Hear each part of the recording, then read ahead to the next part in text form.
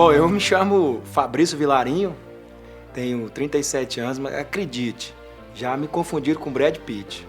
Em sala de aula, a gente cria várias estratégias, né? E aí eu trabalhava numa escola e tinha apresentação dos professores, e aí haviam 3 Fabrícios. E o coordenador apresentando a gente, eu pensei, poxa vida, vamos me apresentar aqui, Fabrício Vilarinho. Eu tenho que criar uma coisa, né? Aí fui apresentando Fabrício Oliveira, matemática, Fabrício Araújo, biologia. Aí o coordenador, como é que é o seu nome? É Fabrício? Eu falei, não, é Pitt. Pitt? É, Brad Pitt. Aí ele, é o Brad Pitt. Todo mundo riu.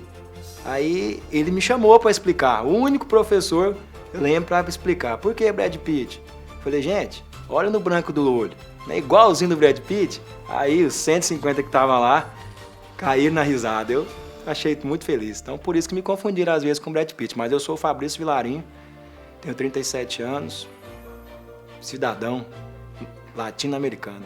E árbitro de futebol.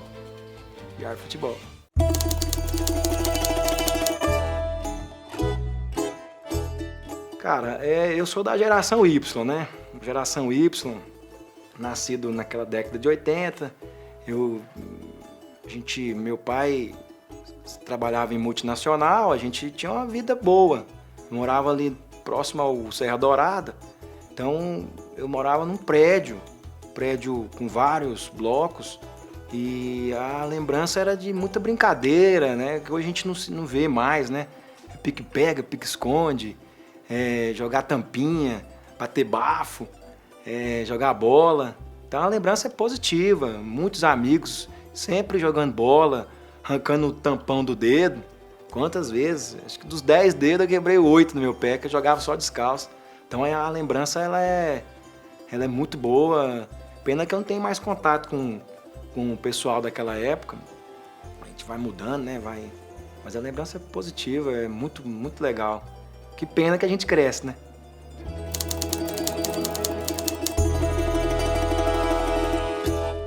Eu era ruinzinho, mas enganava bem. Ali, centroavante, matador. Eu acho que no golzinho eu fiz mais de 1000 gols. Um foi marcante, foi na final que nós fizemos lá. Oh, por que eu fiz aquele gol? Mas não teve jeito, bateu no meu calcanhar, entrou. Porque no golzinho você pode, tem a área ali, né? Você não pode entrar. E eu acabei na defesa ali, pegou no meu pé e entrou e nós perdemos o título. Valia uma baré cola, não sei nem se tem hoje ainda. A gente tirava o rótulo pro povo pensar que a gente tava bebendo cerveja, né? Bobeira de menino. Perdi a baré.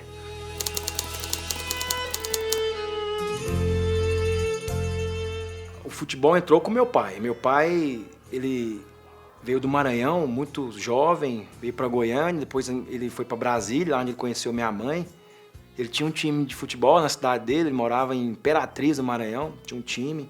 Então ele colecionava figurinha, revistas da época de futebol. Então ele sempre gostou de futebol, eu acho que tá no DNA, sabe? E engraçado, uma vez a gente conversando, a gente conversa muito, eu nasci no dia 19 de julho e eu fui pesquisar o dia do futebol. Então tem a ver, tem que ter a ver os gostar de futebol. Meu irmão já não gosta tanto de futebol, é mais associado a computador, softwares, hardwares, e esses nomes aí que a gente tem voltado à tecnologia. Mas eu sempre gostei de futebol, também fiz coleção de figurinha, anotava os jogos. Além do futebol, o esporte em si, vôlei, basquete, handebol, futebol, eu joguei todas as modalidades, sempre jogando. E o futebol me interessou mais. Entrou assim, meu pai mostrando a paixão, eu acabei também apaixonado.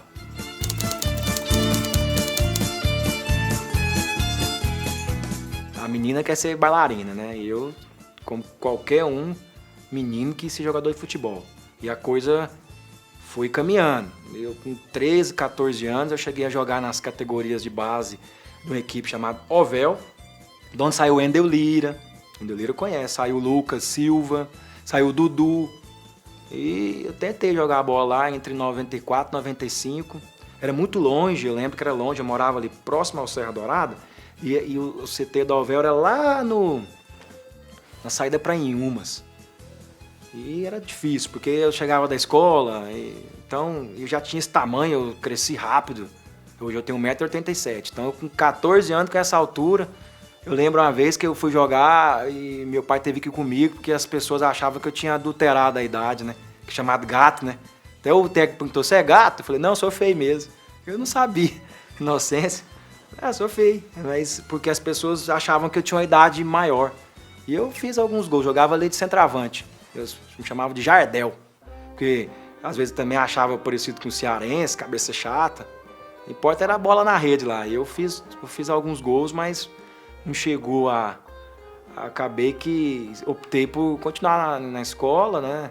Porque essa vida de jogador, às vezes naquele momento, eu sei que tinha que fazer algumas viagens e isso me incomodava. Além da preguiça da adolescente, né?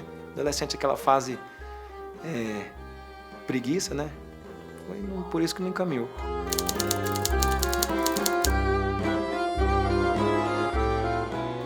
Queria chegar nas estrelas, né? Queria chegar na seleção, fazer gol, ser famoso. Eu lembro que eu tinha um amigo e a gente até brincou que nós dois seríamos jogador. E a gente ia montar uma fundação para ajudar os pobres. Eu lembro até hoje.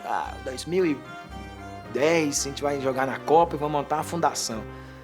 E até tinha um nome lá, que o apelido dele era Bode. E o meu era Galo. Aí era o Boris and Galo. Aí para ajudar as pessoas. Mas é porque a gente tinha esse pensamento. Adolescente, né? A mente se ficar vazia, mas era para situação sadia. Acabou que não deu certo.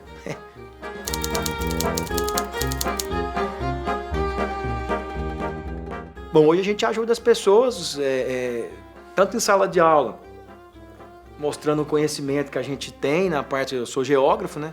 E hoje, como árbitro de futebol, acho que ajudar as pessoas, principalmente quem nos busca, nos procura, é que nós fazemos parte do futebol, né?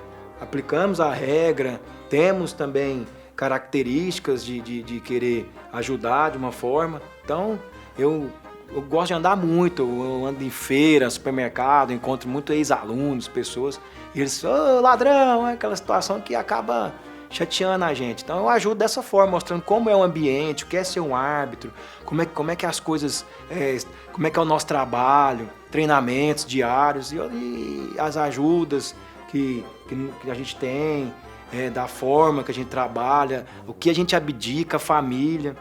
Eu acho que é uma ajuda que a gente pode passar para as pessoas, né, de que a gente tem coração também, meu sangue também flui aqui nas veias, né?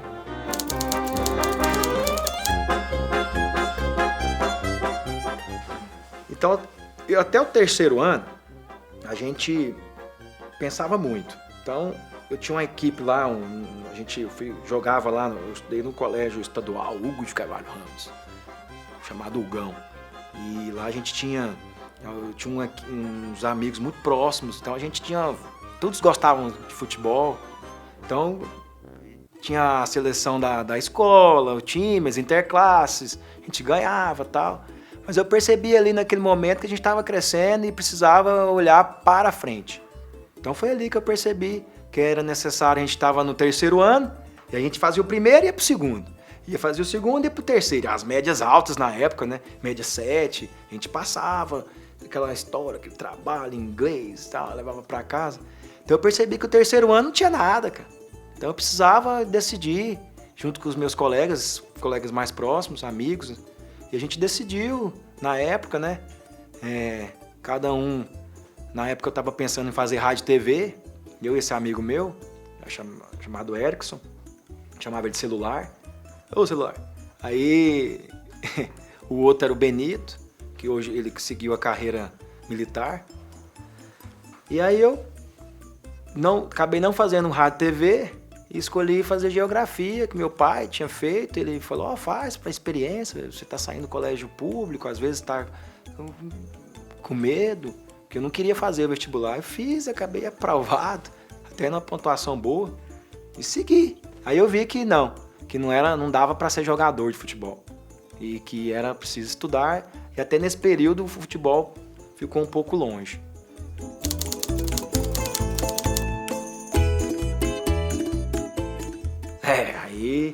Tá, aí eu pensei, pô, se eu posso mudar o mundo, cara. Eu posso mudar o mundo. Aí me envolvi com a militância, né? Na época do DCE. E bem na época, 97 para 98, tinha o movimento Pula Catraca. Aí teve aquele movimento do transporte alternativo forte em Goiânia.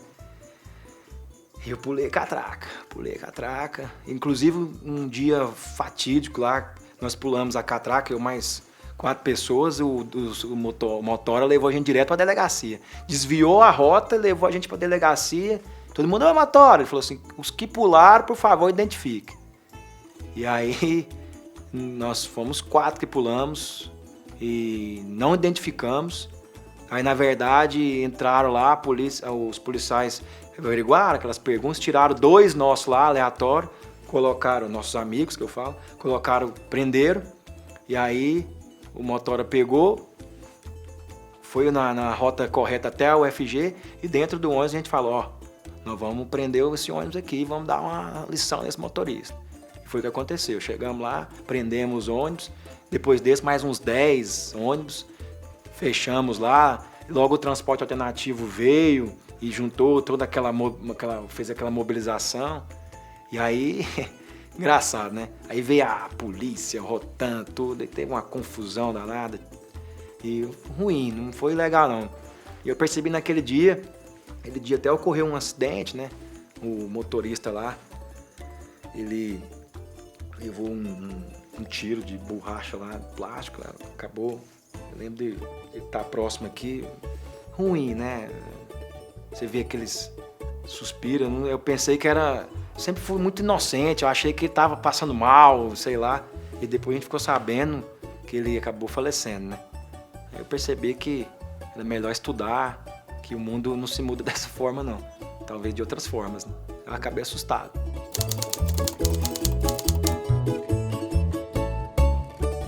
Eu sempre tive uma relação muito boa com meus pais. Minha mãe me teve muito jovem, então a gente parecia mais era irmãos, né? Minha mãe era severa. Tinha um dia que eu não apanhava de cinto. Mas daquela normal, aquelas apanhadinhas normal, sentadinha, ficava marcado. Eu não era também fluxo cheira, não. E aí, chegou no outro dia, a capa do jornal lá.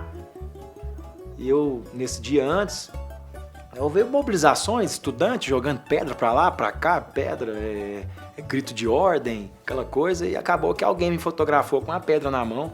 Não se sabe onde que essa pedra foi, tá? Quero dizer que eu não quebrei nada, não se sabe. Houve uma direção às vezes pra... Mas é risco, né? Foi uma situação de risco. Minha mãe, esperta, né? Meu pai sempre foi mais tranquilo. Olhou assim... Falou assim, ó, essa camisa eu comprei pra você, lá na antiga Mesbla, nem sei se tem, acabou a Mesbla. Eu comprei pra você, é você, né? Eu tentei esconder, não, é um sósia meu. Mas eu falei, sou eu, ó, meu filho, não mexe com isso, complicado, é risco. Acabei ouvindo, né? E parei com isso. E logo teve uma greve. Eu lembro que depois houve uma greve, a UFG entrou em greve, com uns 3 meses parado. E foi bem no período da Copa. E aí eu assisti a Copa de 98 na França. Greve, fiquei em casa tranquilo, comendo pipoca, tomando guaraná, engordando e assistindo os jogos da Copa. Até a fatídica final, né? 3-0 pra França.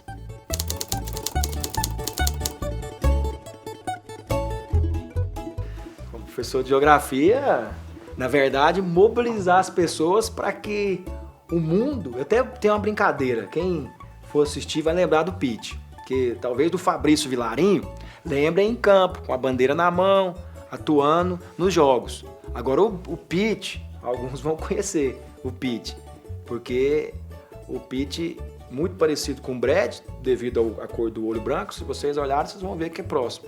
Então, eu sempre mobilizava os meninos de que o mundo, ele tem... Eu sempre dei aula de geografia física, então eu sempre levava o mundo, trazia o mundo. E eu falei, pessoal, aqui está o mundo. Aí eu perguntava, qual é o centro do mundo? A Bélgica, os Estados Unidos ou o Uzbequistão? Eu colocava esse nome Uzbequistão para chamar a atenção de todo mundo. Ah, se ele está falando Uzbequistão, deve ser Uzbequistão. Todo mundo, Uzbequistão.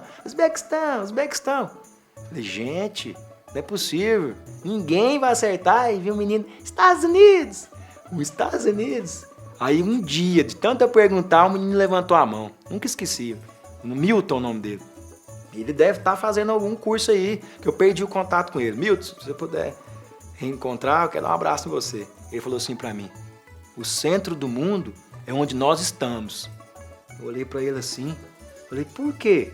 Explica. Ele falou: porque a Terra só tem 2 lados, o de dentro e o de fora. Então, depende do ponto de vista, o centro do mundo é onde nós estamos. Aquele dia eu vi que a gente pode passar para as pessoas, somente o professor de geografia, de que a ação, crítica, a sua forma de viver no mundo faz a diferença. E aí, fazer a diferença é o que vale. Então, foi esse dia, eu achei interessantíssimo. Foi muito legal.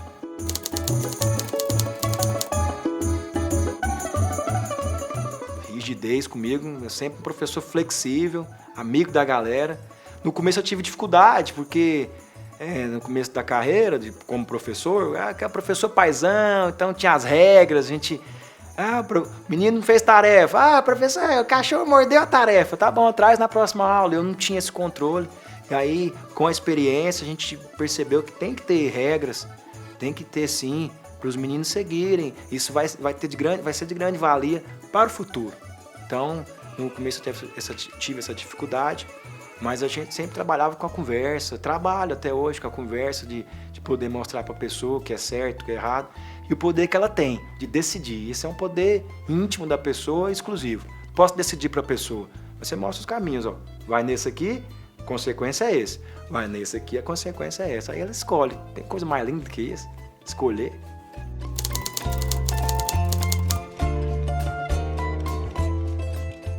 A arbitragem surgiu na minha vida, na mesa do café da manhã, eu e meu pai.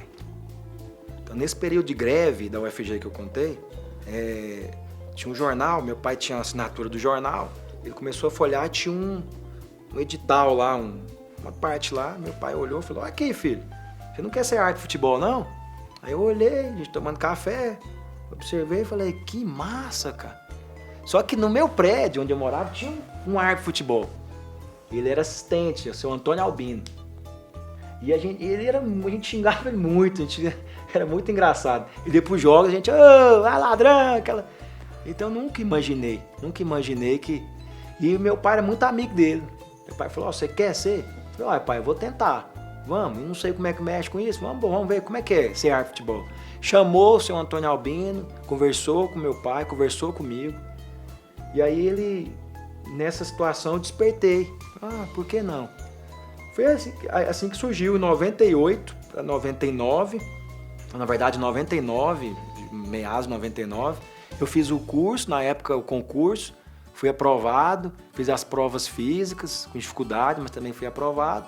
Aí eu fiquei habilitado para fazer o curso, isso em 2000, e o curso, a data do curso foi no dia da final do Mundial Interclubes, Corinthians e Vasco. Foi bem no dia, 0-0, lá no Maraca. Teve as reuniões, primeiro mundial de equipes. Eu lembro do dia, a gente foi lá no hotel, eu lembro. E aquele dia eu percebi que eu deixei de assistir jogo, na final do Mundial Interclubes, para ir na aula inaugural de arbitragem. Eu percebi que estava chovendo, chuviscando. Eu lembro que eu sempre andei de bicicleta. Fui de bicicleta lá da minha casa até o hotel ali no setor sul. Não tinha local para prender. Cheguei lá, minha bicicleta, só tinha local para carro. Eu tinha um posto de gasolina ali perto da Praça Cívica. Eu pedi para a pessoa colocar minha Caloi 10 lá. Coloquei, fiz a aula, voltei, tava sem as 2 rodas. Porque as minhas rodas eram de grampola, levaram as 2 rodas.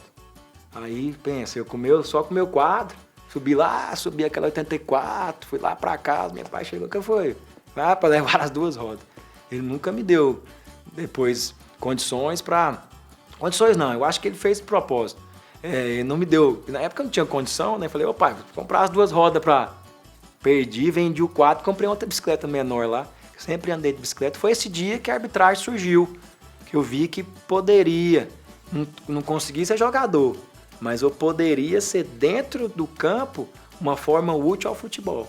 O curso em si, ele te habilita para ser árbitro, mas durante o estágio eu fiz alguns jogos e eu percebi que eu não tinha a característica de um árbitro. Eu percebi que eu poderia ser mais útil como assistente. Então eu pedi, na época, o diretor, o seu Aladi, falecido, da Ezefego, né, o EG, e o Antônio Pereira também, era um dos coordenadores. Aí eu pedi para ser assistente. Na época do curso, se eu não me engano, eu fui o primeiro a escolher, a habilitar, para pedir para que eu fosse só assistente. E aí eu investi, esse meu vizinho lá, que foi junto com meu pai, me deram essa luz. Ele sempre me deu de boas dicas, que ele também era assistente. E aí eu fui caminhando. Isso formei em 2001, 2 de setembro de 2001 foi a formatura. E a partir daí começou o livro, né? Formado, tá com escudo. Aí começaram os jogos iniciais, né? Categoria base, essas coisas.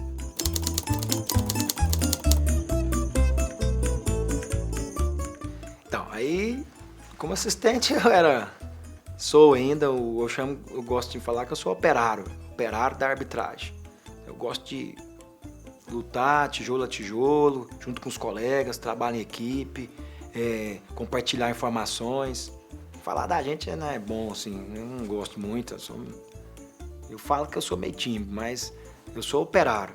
Eu gosto de ajudar, às vezes acaba sendo prejudicado numa situação ou não, mas arrancar um sorriso da pessoa, se a pessoa falar obrigado, você foi útil. Isso pra mim é muito legal.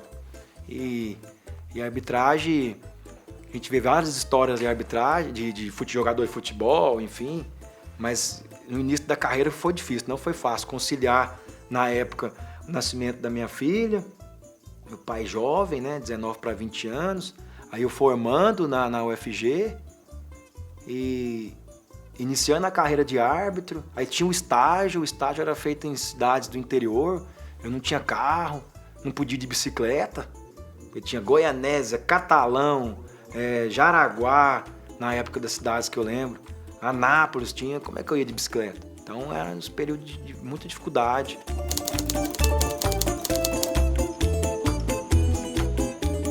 A que eu acho mais engraçada, cara, esse dia foi legal, me colocaram para pitar em Goianésia. E eu não queria pitar, aí fomos com dois, o Edson Antônio e o Adailto Fernando. E pegamos o ônibus, né? Fomos de ônibus, saímos da rodoviária. Falei, não quero apitar. E era um jogo valendo vaga para semifinal, se eu não me engano. E aí tinha um jogo inicial, o primeiro e o segundo. Eu apitava o segundo, que era o jogo maior. O primeiro a gente bandeirou, tava no segundo. Uma confusão, uma pressão, e eu cucado com aquilo, e eu querendo... eu quero ir embora daqui, E aí o time da casa perdendo. Aí foi um dia que eu fiquei... Aí fomos pro vestiário, aquela reclamação. Chegou um rapaz, entrou no vestiário, me colocou um 38 assim e falou assim, pá, meu time tem que ganhar. Aí eu comecei a rir, que eu começo a rir quando eu vejo. Comecei a rir, tremer. Eu falei, o que eu faço? Como é que eu faço? Vou embora com a minha mãe, com meu pai. Aí eu percebi que não dava. Aí o assistente, que é o Edson Antônio, militar, eu lembro que ele só faltou me dar um tapa na cara. Ele falou, cara, você não é homem não, cara. Não é questão de ser homem, não é isso. Mas eu percebi que eu ainda era menino, cara. Menina, eu não tava... na verdade, eu queria só ali, curtir e tal. Eu vi que não, que existia um propósito para aquilo. Então, no segundo tempo, eu virei com a pá, cara. Eu fiz um jogo lá, correndo pra lá, pra cá, expulsando pra lá, tal. E aí deu certo, sabe? Aquela sensação boa. E o interessante é que o time da casa ganhou. Mas ganhou méritos dele. E foi interessante, porque a gente tinha conseguido dar carona com o time de Goiânia, que tinha perdido, e o time que perdeu disse que não ia dar carona pra gente. Ou seja, como que a gente ia voltar de Goianésia? Não tinha mais ônibus sábado pra ir pra Goiânia. Aí pegamos uma carona com um rapaz lá num Corcel verde lá, cara. Bêbado, cara. E foi de Goianésia a Jaraguá, que tinha ônibus lá, fazendo zigue-zague, cara. E aquele dia eu pensei, o que eu tô fazendo aqui? Mas chegamos em Jaraguá, pegamos o ônibus, cheguei no outro dia em casa, domingo. Foi uma história interessante essa. Aí ali eu decidi, eu não vou optar mais. Eu só vou trabalhar como assistente, porque eu não quero mais passar por isso. É ruim, né? O cara revolve e tal. Não foi legal, não.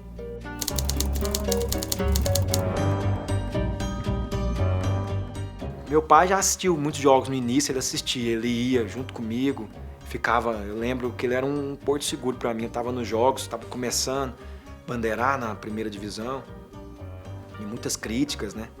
Muitas críticas. E a gente mexia com a gente. Meu pai, eu lembro que eu olhava na arquibancada, vários jogos que eu fiz no Oba, na Serrinha, até em Anápolis ele ia, eu lembro que ele ficava no cantinho lá, ele fazia assim pra mim, ó. Você tá errando, acertando, aquilo me dava uma segurança boa. Ele ia. Então, já minha esposa e meus filhos foram agora, por incrível que pareça, agora na final, no último jogo, Goiás e Aparecidense, eles foram. E eu não gosto muito, porque sabe, é trabalho, ficar xingando, eu não gosto muito, mas esse ano quebrei essa barreira, me convenceram, principalmente o Arthur, meu menino de 11 anos, ele convenceu mais, gosta de futebol também, foram, né, mas aí eu fiquei um pouco incomodado no começo, mas depois eu esqueci, falei, quer saber, vamos, choveu também, fazer o trabalho correto, que esperam dos árbitros, né, aplicar a regra, a legitimidade. Então, minha mãe não foi, ela só fica sabendo, eu não gosto muito não, eu só comento com ela, cuidado meu filho, só isso. E assim, até é bom, porque eu falo pra ela que eu tenho duas mães, é ela aqui, e a outra pro povo xingar, né, faz parte da cultura, eu já xinguei.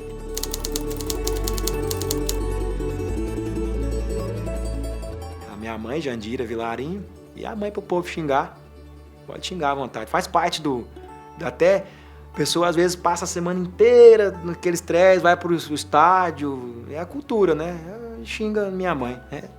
Se for para ele ficar tranquilo, beleza. Mas no final, hoje a gente vê isso, né? Você percebe com a televisão, com a mídia, percebe que a gente acerta, os lances, apesar de milimétricos, a gente acerta. Aí acertou, mas que é sem vergonha, mas é normal, a gente ri, não apela não.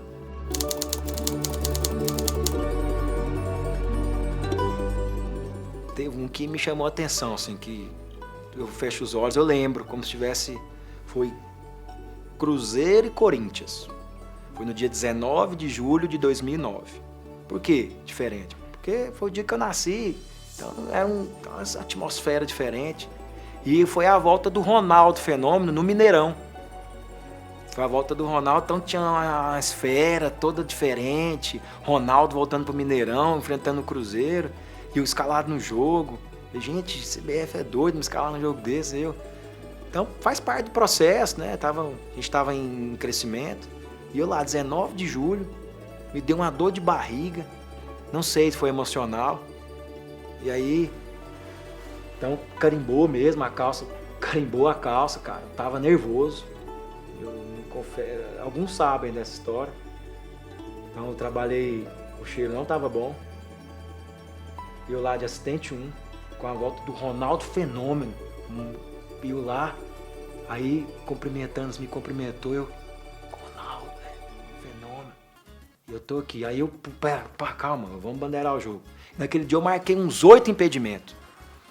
8. Tudo milimétrico. E eu acertei os 8. Então eu achei isso diferente, porque eu tava emocionado, emocionalmente eu fiquei abalado, mas eu fui bem no jogo. No final, eu lembro até hoje, o Ronaldo falou assim, professor, tá com a mão engessada. Aí eu falei, o Ronaldo conversou comigo, mas eu ainda não mensurava essa situação, sabe? Não era o Ronaldo, era o atleta da equipe de branco, que estava jogando e queria fazer gol. E eu, o árbitro, eu não mensurava isso. Então aquele dia eu percebi que era necessário eu me controlar, né? E até em relação emocional, porque não é legal ir pro campo carimbado, né? Mas aconteceu. Então foi um jogo especial esse.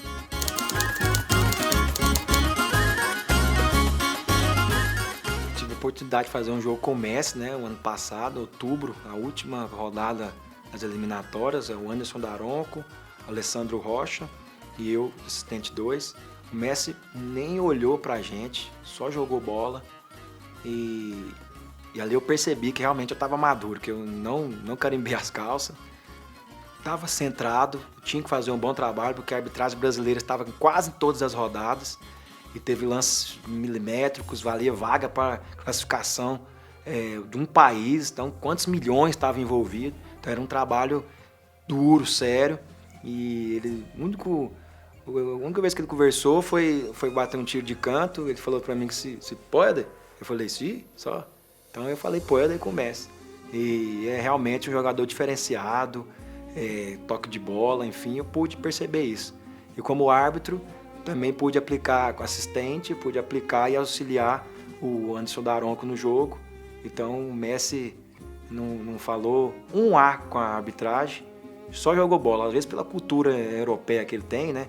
Não preocupa muito em transferir responsabilidade. Ele sabia que ele tinha uma grande responsabilidade de levar a seleção dele e vencer o jogo. Não teve um problema no jogo, saímos tranquilos. Olha a pressão. Não tinha que vencer os brasileiros apitando, né? Então tinha um ou outro colocava lá essa situação, mas a gente... É o futebol, cara. São agentes. Ninguém tem culpa se um nasceu no Brasil, outro na Nigéria, na Espanha, no Uzbequistão. Ninguém tem culpa.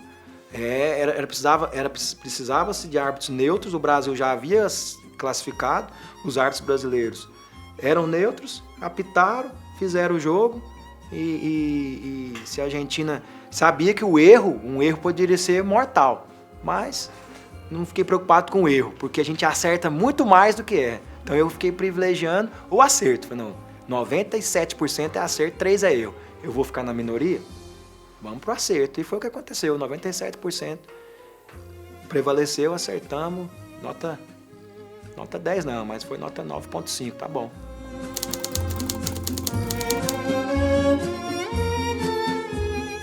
A primeira Copa que eu lembro, assim, eu tinha 6 anos, 86, mas eu não lembro muito. Eu lembro dos gols, um grito, minha mãe fazia uns pastéis, eu lembro do pastel.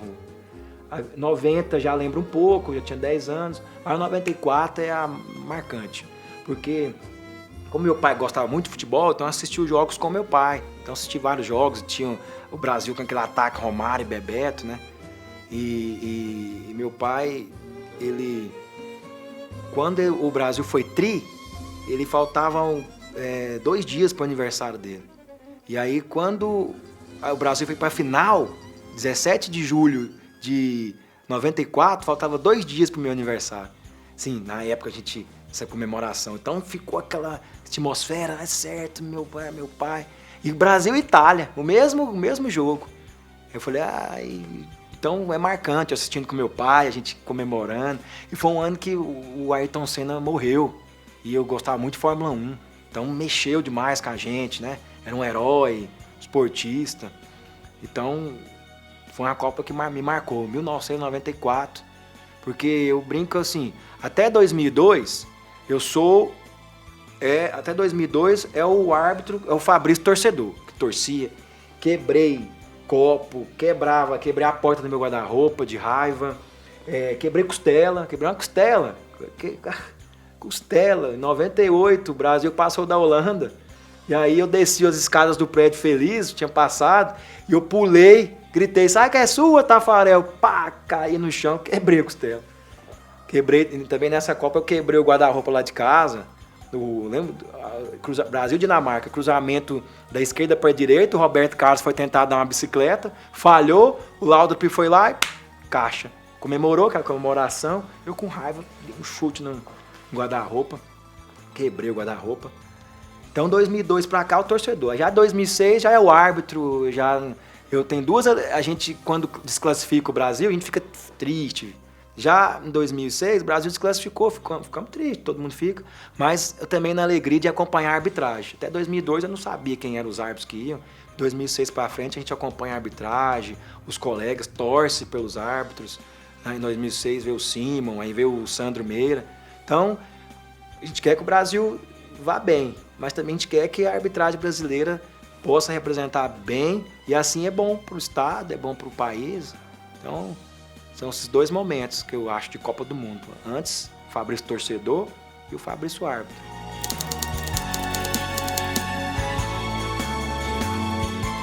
Em 2022, faltam 4 anos, né? Catar, tudo pode acontecer. A gente está vendo aí o árbitro de vídeo em crescimento, vai estrear agora na Copa, né?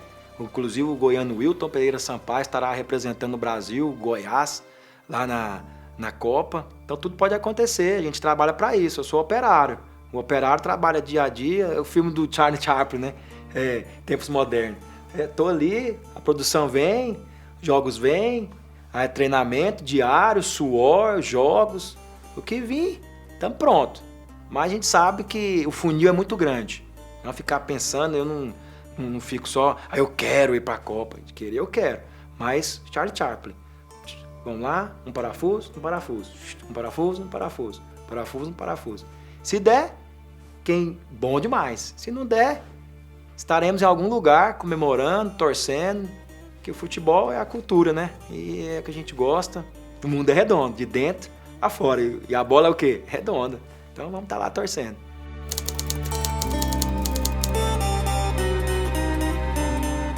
Super-herói, todos somos super-heróis, né? Todos super-heróis somos. Eu, como pai, eu tento fazer o meu melhor.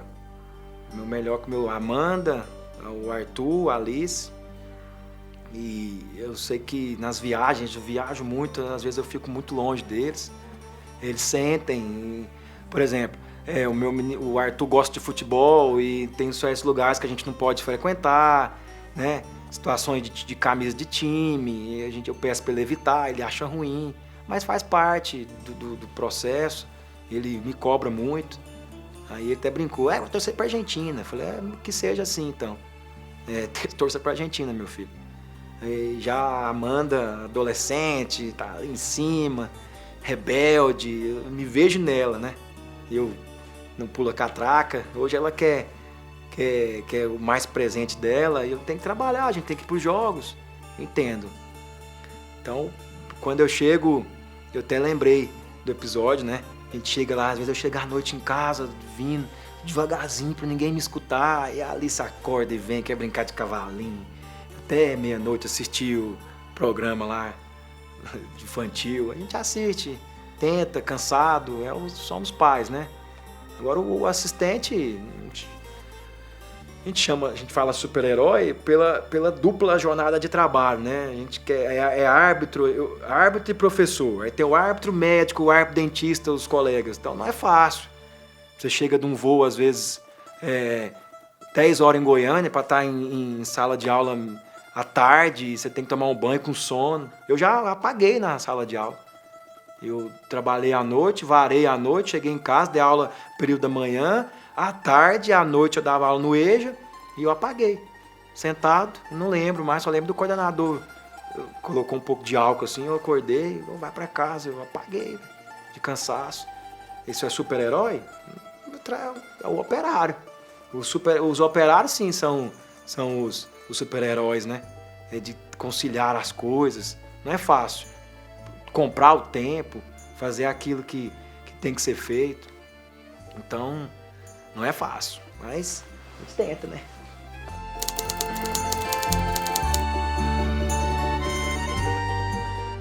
Valeu. Faria tudo de novo. Não me arrependo de nada. Os caminhos foram me apresentados. Fiz tudo com muito positivo. Sempre respeitando a todos. Quem me conhece sabe. E sempre meu jeitinho diferente. Esse jeitinho, sabe? E fui. E não me arrependo, não. Faria tudo de novo. E espero, a gente como árbitro, já observo mudanças.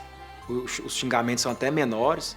Mas quem sabe um dia, a gente sabe que depende da cultura, né? A gente vê que tem cultura diferente, mas justificar um erro para o árbitro, eu acho isso desumano. Sabe, tem todo um complexo. O atacante, às vezes, tem 10 oportunidades, erra 9, faz um gol, só lembra. Então o assistente está lá, 15 oportunidades, milímetros, acerta 14, erra 1. Dependendo desse 1, ele é lembrado. E existem situações complexas, enfim. Então, mas não me arrependo, não. Bandeira na mão, como eu sempre digo, bandeira na mão, derrubando os Golias, pedra e pá, que venha. E vamos até o fim. A regra é séria, de Goiânia a Sibéria. E lá é frio, viu? Lá é frio. Então nada com calorzinho dos goianos, do piqui, não esquenta o povo lá.